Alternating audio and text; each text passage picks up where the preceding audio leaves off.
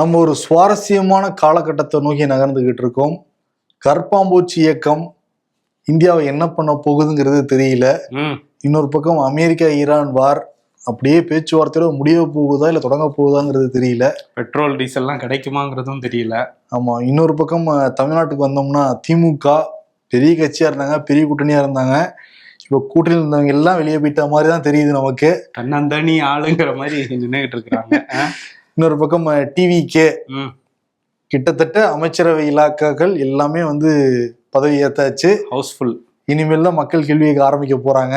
அவங்களும் பல பதில்கள்லாம் சொல்ல வேண்டியது இருக்கு. அதனால ரொம்ப சுவாரஸ்யமான நாட்களா இருக்க போது வரப்போற நாட்கள். நிறைய செய்திகள் இருக்கு, பாத்திரலாம். Welcome to imperfect show. நானும் நண்பன் சிபி சக்கரவர்த்தி. நான் உங்கள் வருண். ஓகே, ஷோக்குள்ள போயிடலாம். Welcome to imperfect show. உங்கள் சத்யாவில் குளு குளு ஏசி ஆஃபர். தமிழ்நாடு அமைச்சரவையில மொத்தம் 35 பேர் இடம் பெறலாம். 35 பேரும் இன்னைக்கு இடம்பெற்றிருக்காங்க. நேற்று வரைக்கும் 33 அமைச்சர்கள் விஜயோட சேர்த்து பதவியேற்று அவங்களுக்கான இலாக்காகவும் ஒதுக்கப்பட்டிருந்தது. இன்னைக்கு பாக்குறப்ப சமூக நீதித்துறையாக பொறுப்பேற்றுக்கிட்டாரு வன்னியரசு விடுதலை சிறுத்தைகள் கட்சி. ஏன்னா அவங்க பல வருடமா ஆட்சியில பங்கு, அதிகாரத்துல பங்குங்கிறத தொடர்ந்து சொல்லிக்கிட்டு இருந்தாரு திரும்ப. இப்ப அந்த கனவு நனவாயிருக்கு பிசிகாவை பொறுத்த வரைக்கும்.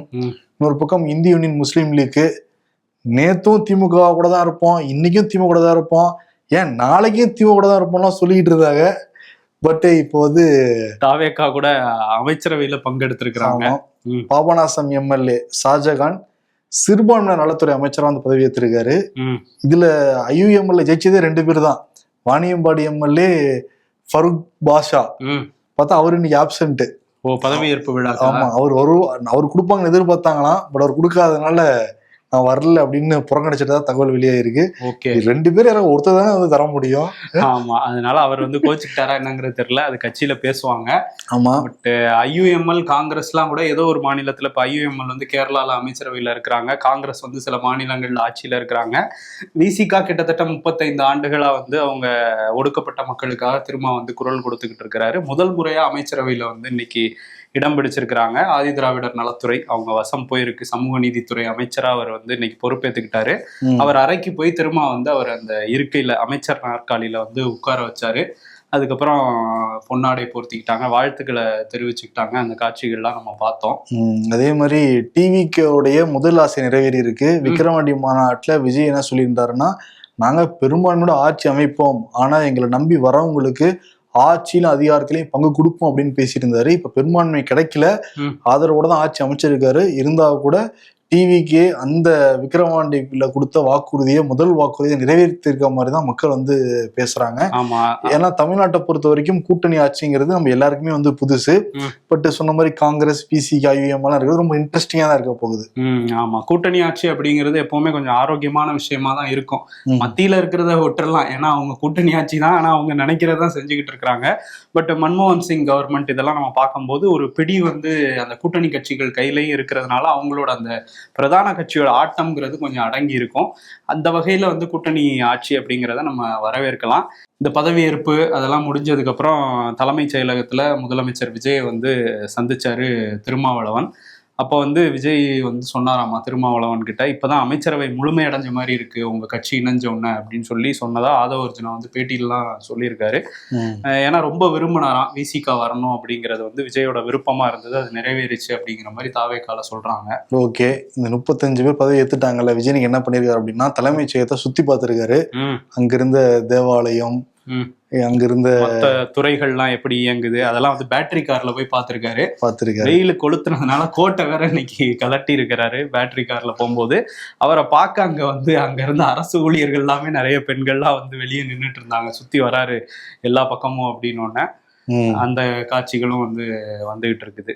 ஓகே, தாவேகா அரசுல பங்கெடுத்திருக்கிற 3 பிரதான கட்சிகளையுமே திமுக கூட்டணியில இருந்தவங்க, குறிப்பா காங்கிரஸ் ஜெயிச்சவனே சொல்லாம கொள்ளாம ஒடியாந்தாங்க, தாவேகாக்கு ஆதரவு கொடுத்தாங்க.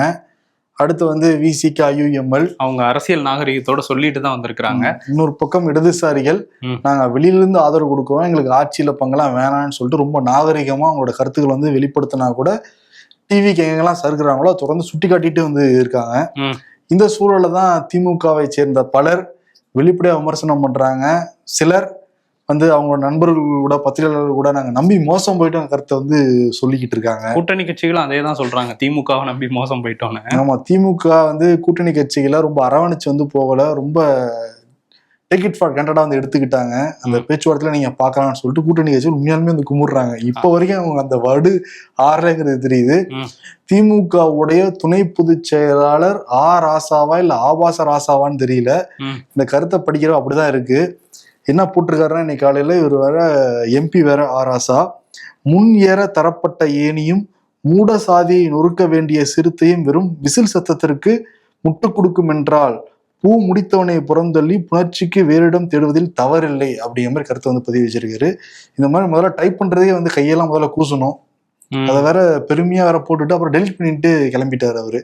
பத்திரிகையாளர் கேள்வி கேட்கிறப்ப உங்களால தமிழ் படிக்க தெரியுங்களா படிங்க அப்படின்ற மாதிரி வேற அதுக்கு வேற ஒரு தெனாவட்டா பதில் சொல்லிட்டு போயிருக்காரு. ஆமா, அவர் வந்து பெண்களை இழிவுபடுத்துற மாதிரி போட்டிருக்காரு அப்படிங்கிறது பெரிய கண்டனத்துக்குள்ளா இருக்கு. அது மட்டும் இல்லாம ஒரு கட்சி சிறுபான்மையினர்களை ஆதரிக்கிற கட்சியா IUML இருக்கு, நாங்களும் ஆதரிப்போம் அப்படின்னு சொல்றாங்க திமுக. அதே மாதிரி ஒடுக்கப்பட்டவர்களுக்கான கட்சியா VCK இருக்கு, நாங்களும் அவங்களுக்குலாம் அரணா இருப்போம் அப்படின்னு சொல்லிட்டு அந்த கட்சிகள் அவங்களுக்கான உரிமையை தேடி போகும்போது இப்படிதான் விமர்சனம் பண்றதாங்கிற மாதிரி ராசாக்கு எதிராக கேள்விகளும் வந்துகிட்டு இருக்குது. பட் அவர் பதில் சொல்ல தயாரா இல்லை. அதான் வந்து தோழர் வாசுகி அவங்க என்ன சொல்றாங்கன்னா, ஆணாதிக்க கண்ணோட்டத்தில் அழுந்தி கிடக்கும் வார்த்தைகள் இது, திருமண அந்தஸ்துங்கிறது எப்படி வந்துச்சு, இது வந்து தேர்தல் கூட்டணி அப்படிதானே, இதெல்லாமே இது எப்படி திருமண பந்தத்துல வருங்கிற மாதிரி அவங்க வந்து கேள்வி எடுப்புறாங்க. ரொம்ப ஒரு நியாயமான கேள்விதான் இது. ஆமா, அது மட்டும் இல்ல, அவங்க இன்னொரு கேள்வியுமே இன்னொரு பதிவுமே போட்டிருக்காங்க. அதுல என்ன சொல்றாங்கன்னா, இப்ப தாவேக அரசு அமைஞ்சதுக்கு காரணம்னா யாருன்னா எங்களோட கூட்டணியோட தயவுல அந்த பிச்சையில அப்படிங்கிற மாதிரியான வார்த்தைகள்லாம் வந்து பயன்படுத்திக்கிட்டு இருக்காங்க திமுகல இருந்து. இன்னொரு பக்கம் நாங்க அனுமதிச்சதாலதான் எங்களோட கூட்டணி கட்சிகள் போயிட்டாங்க அப்படிங்கிற மாதிரியான விஷயங்களையும் சொல்றாங்க.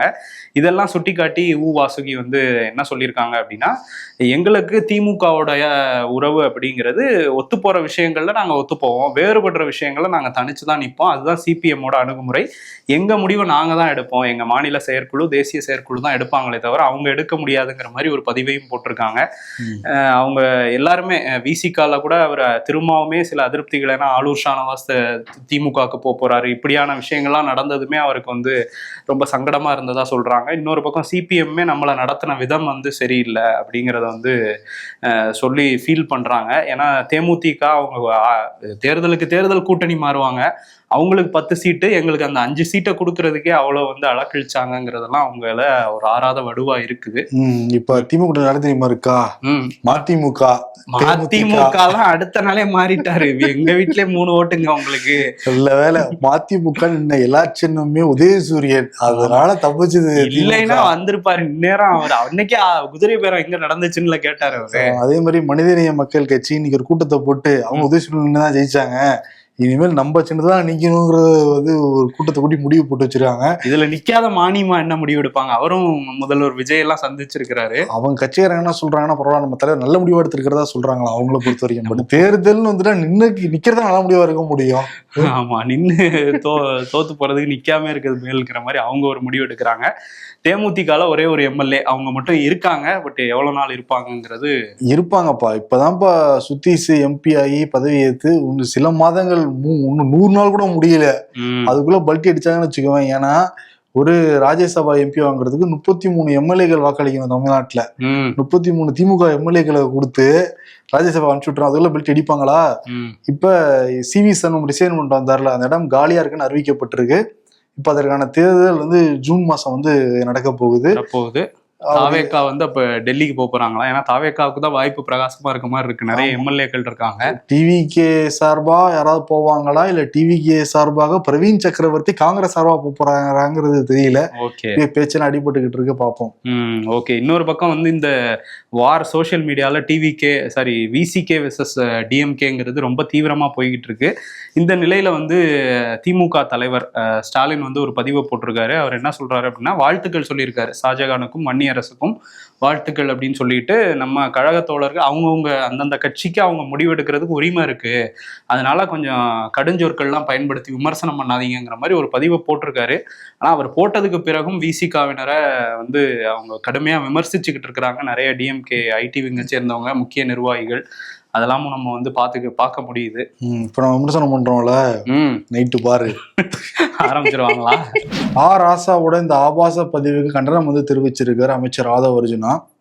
எதுக்கு எடுத்தாலும் கனிமொழி வந்து கருத்தை சொல்லுவாங்க, இதுக்கு கருத்தை சொல்லணும், கண்டிக்கணும் அப்படின்னு கோரிக்கை வச்சிருக்காரு.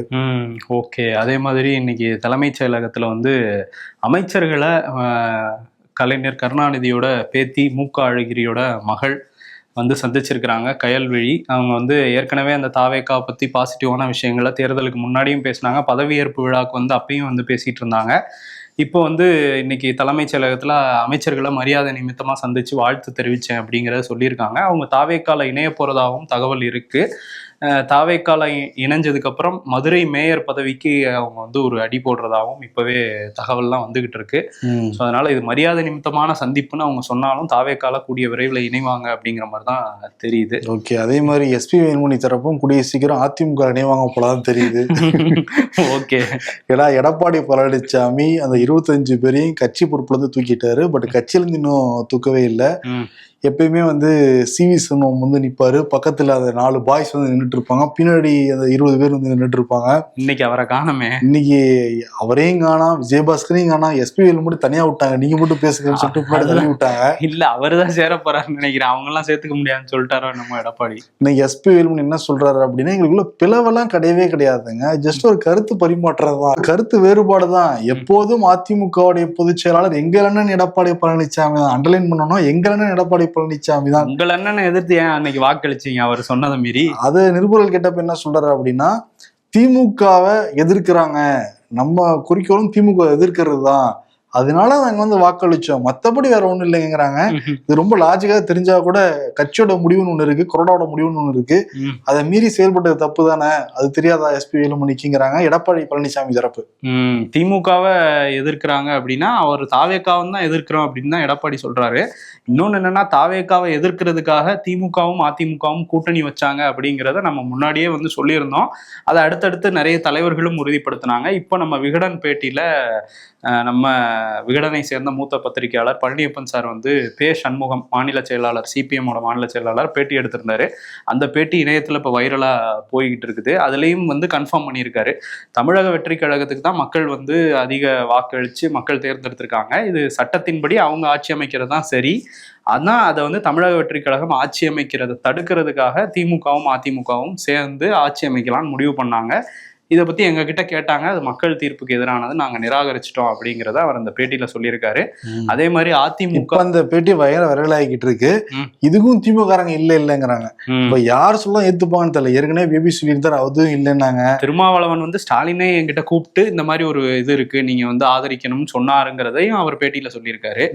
ஆனா வந்து அவரே சொல்றாரு, எலியும் பூனையுமா எதிரும் புதிருமா 50 ஆண்டுகள் இருந்த கட்சி சேர்றத மக்கள் எப்படி ஏத்துப்பாங்கன்னு. பட் அந்த அளவுக்கு யோசிச்சிருக்காங்க, நம்ம 2 பேருக்கு இடையில யாரும் வந்துடக்கூடாது அப்படிங்கிறதுல மக்களை முட்டாளாக்குற ஒரு வேலையில தான் திமுகவும் அதிமுகவும் இணைஞ்சிருக்காங்க. அதுல இன்னொன்னையும் சொல்லியிருக்காரு, திமுக அதிமுக 2 பேருக்குமே இடதுசாரிகள் பலம் அடைகிறது பிடிக்கல அப்படிங்கிறதையும் உடைச்சு பேசியிருக்காரு சண்முகம். அந்த பேட்டியை கூட பாருங்க, நம்ம லிங்கை கொடுக்கலாம். கொளத்தூர்னாலே முன்னாள் முதல்வர் ஸ்டாலினோட தொகுதி தான் ஞாபகம் வருது. சேகர் பாபு அழுத ஞாபகம் இல்லையா? அது உண்மையான அழுகாட்சியா இல்ல நடிப்பா, பல சந்தேகங்கள் இருக்கு மக்களுக்கு. நேற்று கொளத்தூர் அந்த ஏரியால, குறிப்பா ராஜாஜி நகர் போன்ற பகுதியில் எல்லாமே கரண்ட் கட் ஆயிருக்கு. நைட்டு 10 மணிலேருந்து காலையில 5 மணி வரைக்கும். யோசிச்சு பாரு, சென்னையில அனல் காத்து வீசுதுங்கிறாங்க, அலர்ட்லாம் கொடுத்துருவாங்க வெயில்னால. நைட்டு தான் போய் நிம்மதியா தூங்கலான்னு போறவங்களுக்கு கரண்ட் இல்லைன்னா எவ்வளவு கொலவரே இருப்பாங்கன்னு மட்டும் யோசிச்சு பாத்துக்கோ. ஆமா, இதுக்கு வந்து நேத்தே நிர்மல்குமார் வந்து இதெல்லாம் வந்து சரியா வரும் அப்படின்லாம் சொல்லிட்டு போனாரு. பட் அடுத்த நாளே கொளத்தூர்ல இந்த மாதிரி ஒரு விஷயம் நடந்திருக்கு. கொளத்தூர்ல மட்டும் இல்ல, சென்னையில பல ஏரியாக்கள் அடிக்கடி கரண்ட் கட்டு வருதுன்னு சொல்றாங்க. அவ்வளவுதான், மக்கள் கொதிச்சிருவாங்க, வெய்ய காலத்துல கரண்ட்டை கட் பண்ணிருந்தீங்கடா. புதுசா ஆட்சிக்கு வந்தவங்க கரண்ட்டை கட் பண்ணா என்ன நடக்கும்னு அவங்களுக்கு தெரியும். பட் இதுக்குள்ள என்ன இருக்குங்கிறது சீக்கிரம் அவங்க வந்து கண்டுபிடிச்சு இதை சரி பண்ணணும் அப்படிங்கறதான் மக்களோட கோரிக்கையா இருக்குது. சில பகுதிகளில் தண்ணீர் தட்டுப்பாடு ஏற்பட்டு இருக்குங்கிறத சொல்றாங்க. கோடை காலத்துடைய வேலை இப்பதான் ஆரம்பிக்குது போல தெரியுது, தொடங்கி இருக்கு. இனிமேதான் வந்து தாவேக்கா அரசுக்கு பல சவால்கள் வந்து காத்துக்கிட்டு இருக்கு. இதுக்கிடையில கொளத்தூர்ல வந்து 2011 வாக்கு எண்ணதுல பிரச்சனை இருக்கு, சைதை துரைசாமி ஸ்டாலின் போட்டிட்டதுல, அதெல்லாம் திரும்ப விசாரிக்கிறோம்லாம் உச்ச நீதிமன்றம் எடுத்துக்கிட்டு இருக்கிறாங்க. அந்த விஷயம்லாம் வேற குளத்தூரை பத்தி ஓடிக்கிட்டு இருக்குது. 2011 இருக்கு, 2026 இருக்கு. ஆமா, ஆனா வந்து அதை விசாரிக்கிறோம்லாம் போய்கிட்டு இருக்கிறாங்க. இன்னொரு பக்கம் குளத்தூர்னு சொன்னோன்னா சேகர் பாபு தான் எனக்கு ஞாபகம் வராரு. அவரோட அந்த அழுகை, அவரோட அந்த வேதனை, அவர் மேல பயங்கர வந்து ஒரு வெறியில இருக்கிறாங்க திமுக காரங்களே. தலைவரை தோக்கடிச்சிட்டாரே, இவர் தான் காரணம் அப்படிங்கிற மாதிரி. அதே மாதிரி இந்த வாக்குப்பதிவு நாள் அன்னைக்கு அவரை எதிர்த்து துறைமுகம் தொகுதியில தாவேகா சார்பில் போட்டிட்டாரு சினோரா அசோக். அவரை வந்து போய் அங்க நேரடியா தாக்குன வீடியோ காட்சிகள்லாம், அந்த ஆதரவாளர்களோட போய் தாக்குனாரு அப்படிங்கிற வீடியோ காட்சிகள் வந்துச்சு. அவரும் வந்து என்னை செல்போனை வச்சு தாக்குனாருங்கிற மாதிரிலாம் சினோரா அசோக்கும் சொல்லியிருந்தாரு. வழக்கும் கொடுத்திருந்தாரு, அவர் வந்து புகாரும் கொடுத்திருந்தாரு. இப்ப கடற்கரை போலீஸ் ஸ்டேஷன்ல இருந்து வந்து வழக்கு பதிவு பண்ணியிருக்காங்க 4 பிரிவுல சேகர்பாபு மேல. இப்ப எவ்வளவு வேகம் வேலை செஞ்சிருக்காங்க பத்தியா? ஆமா, ஆட்சி மாறட்டும் அதுக்கப்புறம் போட்டுக்கலாம் அப்படின்னு பாத்துருக்காங்க. இப்ப திமுக ஆட்சி வந்துச்சுன்னா போட்டுருப்பாங்களா சேகர்பாபு மேல? எல்லா பக்கமும் அரசியல் இருக்கு. இன்னொரு பக்கம் வந்து தாவேகா தலைவர் விஜய் வந்து இப்ப முதலமைச்சர் ஆயிட்டாரு.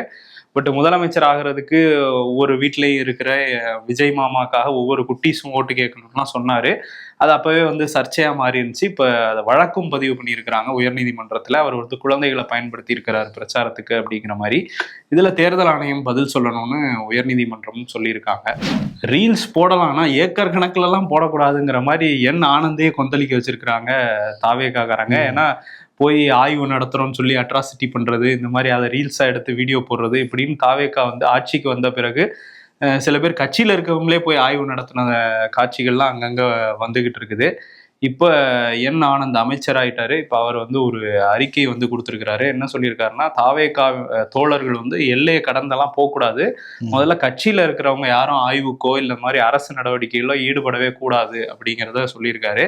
அதே மாதிரி இந்த மாதிரி பண்ணி விஜய் முதலமைச்சரா இருக்கிற விஜயோட பேரை வந்து களங்கப்படுத்திடாதீங்க, இதெல்லாம் வந்து நம்ம கடமை வந்து சரியா பண்ணணும், இன்னும் கூடுதல் பொறுப்போட தாவேகாரங்க இருக்கணும் அப்படின்லாம் வந்து சொல்லியிருக்காரு. நீங்க பாட்டு கேமராமேனை இட்டுண்டு வந்து ஏதாவது போட்டு விட்டுறாதீங்க, ஆட்சிக்கு எட்ட பேர் வந்துருக்கிறாரு. அதே மாதிரி மக்கள் நல்வாழ்வுத்துறை அமைச்சர் அருண்ராஜா தான் வந்து சொல்றாரு, மக்கள் பிரதிநிதிகள் போய் ஆய்வெல்லாம் பண்ணலாம், ஆனா வேற யாரும் வந்து ஆய்வெல்லாம் பண்றதுக்கு உரிமை கிடையாதுங்கிறத சொல்லியிருக்காரு. ஓகே. அதே மாதிரி மக்கள் நல்வாழ்வுத்துறையில இருந்து ஒரு அறிவிப்பு வந்திருக்கு. என்ன அப்படின்னா, ஆன்லைன் மூலமா வேண்டிய தகவல்களை தரவுகளை கொடுக்குறவங்களுக்கு தற்காலிகமா தனியார் மருத்துவமனை அமைக்கிறதுக்கான இதை வந்து கொடுக்கலாங்கிற மாதிரி சொல்லியிருக்காங்க லைசன்ஸை. அதுக்கப்புறம் நிரந்தர உரிமம் அப்படிங்கிறது வந்து ஆய்வு பண்ணதுக்கு அப்புறம் கொடுப்போம் தமிழ்நாடு அரசு சார்பில் அப்படின்னு சொல்லியிருக்காங்க. கிட்டத்தட்ட 8000 தனியார் மருத்துவமனைகளுக்கு இது கொடுத்துருக்காங்க அப்படிங்கிற மாதிரி ஒரு உத்தரவு வந்து வந்திருக்கு. இப்ப சில விமர்சனங்களும் இது மேல வந்திருக்கு. அரசு மருத்துவமனைகளை மேம்படுத்தணுமே தவிர இந்த மாதிரி தனியார்களுக்கு வந்தோடனே நீங்க வந்து கொடுக்கறது சரியில்லைங்கிற மாதிரியான குரல்களும் வந்திருக்கு. பார்ப்போம் அரசு இதை மறுபரிசீலனை பண்றாங்களா. ஏன்னா ஏற்கனவே தெருவுக்கு தெரு கோயில் இருக்க மாதிரி தெருவுக்கு தெரு இப்போ ஹாஸ்பிட்டலும் இருக்கு, தெருவுக்கு தெருக்கு மெடிக்கல் ஷாப்பும் இருக்கு. இப்போ கூடுதலா 8000 தமிழ்நாடு முழுக்கவா யோசிக்க வேண்டியதான் இருக்கு. இப்ப நேத்து பிரதமர் மோடி அவங்க சகாக்கள்லாம் வந்து கூடி 4 மணி நேரம் வந்து பேசியிருக்காங்க. நிறைய விஷயங்கள் வந்து பேசப்பட்டிருக்கு.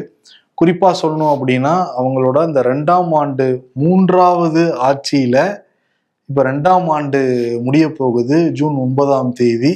அதை ஒட்டி பல விஷயங்கள் மோடி வந்து பேசிய இன்ஸ்ட்ரக்ஷன்ஸ் எல்லாம் வந்து கொடுத்துருக்காரு. குறிப்பா இனிமேல் நம்ம பயோகேஸை நோக்கி நம்ம முன்னேறி போகணுங்கிறத சொல்றாரு. இதெல்லாம் நம்ம டிகோட் பண்ணி வந்து பாத்துக்கணும். முன்னாடியே வந்து பயோகேஸ்ல வந்து இறங்கியிருந்தாங்கன்னா நமக்கு அந்த எரிபொருள் அதெல்லாம் வந்து கொஞ்சம் கிடைச்சிருக்கும். பட் ஏதாவது தட்டுப்பாடு வந்தோன்னு தான் அதை பத்தி பேசவே ஆரம்பிக்கும். முன்னாடியே சில விஷயங்களை இறங்குறாங்க, பட் நடைமுறைக்கு வரமாட்டேங்குது. குறிப்பா சொன்னோம்னா மேக் இன் இந்தியா, கடைசியில பட்டேல் சிலையில இருந்து அவர் வாங்கின பிளைட்ல இருந்து அவர் போட்டுக்க ட்ரெஸ்ல இருந்து இந்தியா கொடியில இருந்து எல்லாமே வெளிநாட்டுல இருந்து இறக்குமதி செய்யப்பட்டதா இருக்கு, மேட் இன் சைனாவா இருக்குது. சரி, ஓகே. இன்னொரு பக்கம் பிரதமர் மோடி பத்தி பேசும்போது, இங்க டெல்லியில 28 இருந்து 31ஆம் தேதி வரையும் டெல்லி ஆப்பிரிக்கா சமிட் உச்சி மாநாடு நடக்கிறதா இருந்தது. பட் ஆப்பிரிக்கால எபோலா வைரஸ் அப்படிங்கிறது ரொம்ப வேகமா பரவிக்கிட்டு இருக்கதா சொல்றாங்க. ஸோ அதனால வந்து அந்த இது வந்து ஒத்தி வச்சிருக்கிறாங்க அந்த உச்சி மாநாட்டை. அதே மத்திய அரசு அறிவுறுத்தியிருக்காங்க, யாராவது ஆப்பிரிக்கால வந்தாங்கன்னா ஃபுல்லா தரவா செக் பண்ணிட்டு தான் நாட்டுக்குள்ள அனுப்பணும் அப்படிங்கிற மாதிரி. இதெல்லாம் நம்ம 2020-21 பார்த்த மாதிரியே வருது. ஆமா, எபோலா வைரஸோட தாக்கம் அங்க அதிகமா இருக்குது. பார்ப்போம் என்ன நடக்குதுன்னு. இன்னொரு பக்கம் சிஜேபி, காக்ரோச் ஜனதா பார்ட்டி, அது வேற அவங்களுக்கு ரொம்ப தொல்லையா இருந்துகிட்டு இருக்கு. அதனாலதான் வந்து இந்த ட்விட்டர் அக்கௌண்ட்டை முடக்கிட்டாங்க அப்படிங்கிற செய்தியெல்லாம் வந்துச்சு. இப்போ சில பிஜேபிக்காரங்க வந்து என்ன சொல்றாங்க அப்படின்னா, பாகிஸ்தான்ல இருந்தும் பங்களாதேஷ்ல இருந்தும் தான் 80% பேர் அந்த சிஜேபி அப்படிங்கிற அந்த அக்கௌண்ட்லாம் இன்ஸ்டால்லாம் போய் ஃபாலோ பண்ணியிருக்காங்க. இன்ஸ்டால 2 கோடி பேருக்கு மேல அதை வந்து ஃபாலோ பண்ணிட்டு இருக்காங்க. இப்போ நம்ம பேசிட்டு இருக்கும்போது அது 2 கோடியை தொட்டிருக்கோம். இப்போவே வந்து 1.9 கோடிங்கிற லெவல்ல இருக்குது.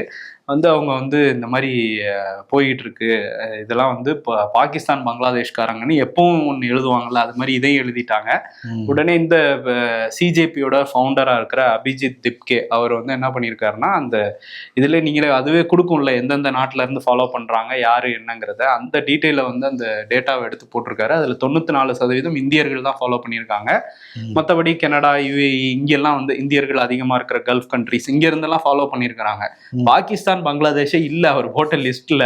பட் இவங்க வந்து அதை பிஜேபியோட இந்த மாதிரி இடியட்ஸ் தான் அப்படி சொல்லுவாங்கங்கிற மாதிரியே அவர் வந்து போட்டிருக்காரு. அதே மாதிரி பாகிஸ்தான்ல இப்போ புதுசா ஆரம்பிச்சிருக்கிறாங்களாம் அவங்க அந்த அவாமி லீக் கட்சிலாம் இருக்கிற மாதிரி cockroach Awami League, cockroach Awami party அப்படின்னு அவங்களும் இப்போ ஆரம்பிச்சிருக்காங்க. இன்டர்நேஷனல் ட்ரெண்டா வந்து மாறிக்கிட்டு இருக்கா. கருப்பாம்பூச்சி தொல்லை இனிமே உலகத்துக்கே ஆட்டம் காட்ட போகுது. நம்ம நேற்று தான் வந்து சொல்லியிருந்தோம், ஒவ்வொரு மாநிலத்துக்கும் பேர் வச்சு ஆரம்பிச்சிருந்தாங்க தமிழ்நாடு அப்படின்னு சொல்லிட்டு. இன்னைக்கு காலையில தான் பாக்குறேன் ஒவ்வொரு டிஸ்ட்ரிக்டுக்கும் வந்து ஆரம்பிச்சுட்டாங்க. அதை அவங்க சிவகங்கை, கரூர், சென்னை, நாமக்கல் 32 டிஸ்ட்ரிக்டும் போட்டு ரெக்வஸ்ட் அனுப்புறாங்க, இதெல்லாம் நீங்க ஃபாலோ பண்ணுங்க அப்படின்ட்டு. இந்த நேரத்துல சில பேர் ஃபாலோவர்ஸ் வரணுங்கிறதுக்காக கூட ஆரம்பிப்பாங்க.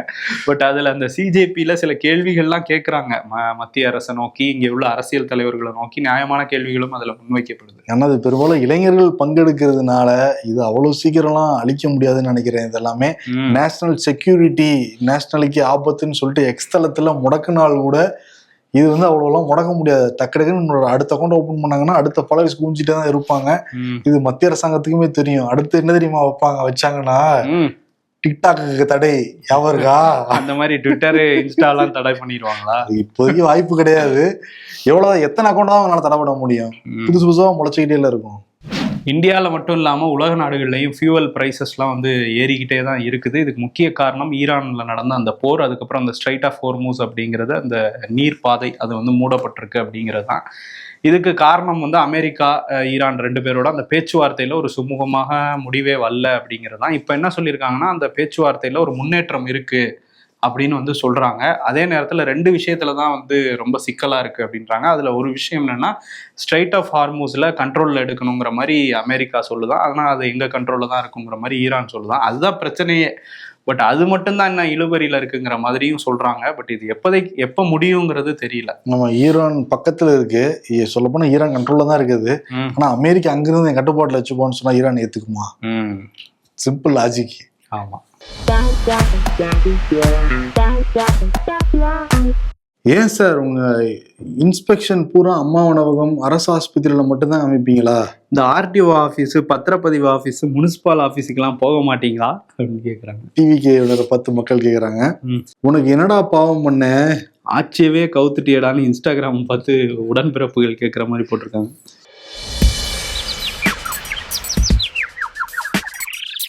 இஎம்ஐல ஏசி வாங்கிய பின் தான் மழை பெய்யும் அப்படின்னு சொல்லி ஃபீல் பண்றாங்க. சில ஊர்லாம் மழை வெளுத்துவாங்க தான். அதிமுகவில் பிளவு இல்லை, கருத்து வேறுபாடு நிலவுகிறது எஸ்பி வேலுமணி. இபிஎஸ் சொல்றாராம், இவரே பிளவை ஏற்படுத்துவாராம், அப்புறம் இவரே கருத்து வேறுபாடு தான் சொல்லுவாராங்கிற மாதிரி போட்டிருக்காங்க. அரசியல்ல இதெல்லாம் சாதாரணமாப்பா. சத்யராஜ், வடிவேலு இவங்கெல்லாம் இருக்காங்கல்ல, எங்க இருக்காங்க? அவங்கலாம் திமுகவோட இருந்தாங்க, இப்ப அங்கதான் இருக்காங்க. சத்யராஜ் வந்து வீடியோ போட்டுக்கிட்டு இருக்காரு, வடிவேலதான் ஆளக்காடம். ஆனா மணிவண்ணன் இவங்க 3 பேர் ஜீப்ல இருந்து இறங்கி வடிவேலு சவுண்ட் கொடுப்பாப்புல, அப்படி திருப்பாப்புல, எங்க கூட்டத்தை பார்த்து இல்ல அப்படின்னு திருப்பாங்கிறத வட்டியை காணாம கேட்பாங்கல்ல. அந்த மாதிரி வந்து ஸ்டாலின் வாங்க வாங்க கிட்ட எவ்வளவு பேர் பாத்தீங்கன்னாங்க, பண்ணாத சேவையா அப்படின்லாம் இல்ல. அந்த 26 கட்சி அதெல்லாம் என்னாச்சு தெரிஞ்சது நமக்கு 7-8 கட்சிக்கு தான் வாய்ப்பு கொடுத்தாங்க போட்டி கூட. அது வந்து இப்ப மானியமா மாதிரி நிறைய பேரு வெளியில இருந்து ஆதரவு, வெளியிலிருந்து ஆதரவு. ஓகே, குளத்தூர் புலிப்படை அவங்க எல்லாம் என்ன, RSS ஒருத்தருக்கு சீட்டு கொடுத்தாங்களே, அவர் என்ன ஆனாரு? முத்தரையர் சங்க தலைவரால இருந்தாரு. அதெல்லாம் டீகோட் பண்ணி தனி ஷோவே பண்ணலாம். 26 கட்சிகள் என்னாச்சு, யார் யாரெல்லாம் ஜெயிச்சா தோத்தாங்க அப்படின்னு. இப்ப என்ன ஸ்டாலின் என்ன செய்யறாருன்னா, எங்கடா இருந்த கூட்டணியை காணோம் அப்படிங்கிற மாதிரி தேடிக்கிட்டு இருக்கிறாரு. இந்த நிலைமை தான் இன்னைக்கு திமுகவுக்கு. ஓகே, உங்க கருத்துக்கள் வந்து மறக்காம வந்து பதிவு வைங்க. சில பேர் பதிவு வைப்பாங்க. கண்டிப்பா பதிவு வைப்பாங்க. நன்றி. உங்கள் சத்யாவில் குளு குளு ஏசி ஆஃபர்.